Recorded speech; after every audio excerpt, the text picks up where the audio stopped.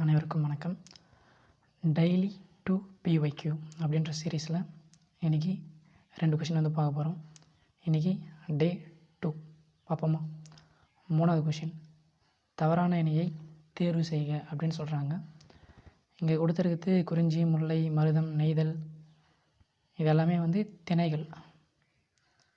இது எங்கேருந்து கொடுத்துருக்காங்க அப்படின்னா, ஐங்குறு நூறு 8 தொகை நூலில் இருக்கிற ஒரு நூலான ஐங்குறு நூறு, அதில் இருக்கிற திணைகள் தான் அதில் கொடுத்துருக்காங்க. என்ன சொல்கிறாங்க அப்படின்னா, திணை கொடுத்துட்டாங்க, இந்த திணைக்கு பாட்டு பண்ணவங்க கரெக்டாக இருக்காங்களா அப்படின்ட்டு கொடுத்து கேட்குறாங்க பேர். அதன்படி ஃபஸ்ட்டு பார்த்தா குறிஞ்சி திணையில் இருக்கிற பாட்டு எழுதினவர் கபிலர் தான், ரைட்டு. முல்லைக்கு ஓதலாந்தியார் அப்படின்னா இல்லை, தப்பு. அதுக்கு ஆன்சர் பின்னாடி பார்ப்போம். மருதம் அப்படின்றது பாட்டு எழுதினவர் யாருன்னா ஓரம் போகியார், ரைட்டு. நெய்தலுக்கு அம்மோனார், ஓகே. இப்போ முல்லைக்கு யார் பாட்டு எழுதினாங்க அப்படின்னா ஓதலாந்தியார் கிடையாது. பாட்டு எழுதின பேயனார் அப்படின்றவர் தான்.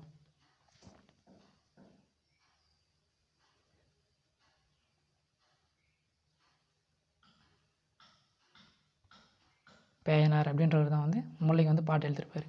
அப்போ இந்த ஓதலாந்தியார் அப்படின்றவர் எந்த திணை எழுதியிருப்பார் அப்படின்னு நீங்களே கண்டுபிடிச்சிட்ருப்பீங்க. எந்த திணைனா பாலை.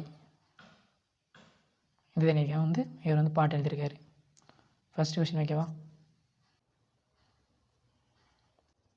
ஓகே, 4வது கொஷின் பார்ப்போம். பின்வருவனவற்றுள் தவறானதை தேர்வு செய்க அப்படின்னு சொல்கிறாங்க. கம்பரை பற்றி சொல்லியிருக்காங்க, சில டீட்டெயில் கொடுத்துருக்காங்க, அது ரைட்டா அப்படின்னு பார்க்க சொல்கிறாங்க, அவ்வளோதான். கம்பர் தேரெழுந்தூரில் பிறந்தவர் அப்படின்றாங்க. தேரெழுந்தூரில் தான் பிறந்தார், ரைட் தான். அடுத்து 3 ஆப்ஷனை பாருங்கள். சரஸ்வதி அந்தாதை இயற்றியவர் கம்பர் தான், அதுவும் ரைட் தான். கம்பருடைய காலம் கிபி 12ஆம் நூற்றாண்டு தான், அதுவும் ரைட் தான்.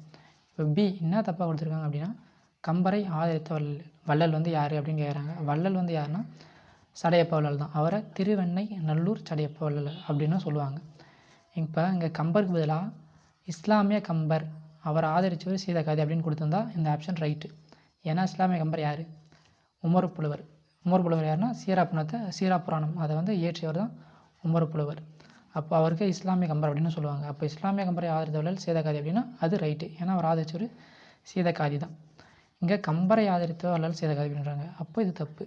அது ஆன்சர் என்னன்னா திருவெண்ணை நல்லூர் சடையப்ப வள்ளல், அவர் தான் கம்பரை ஆதரித்தார். இங்கே சீதக்காதி அப்படின்றவர் தப்பு.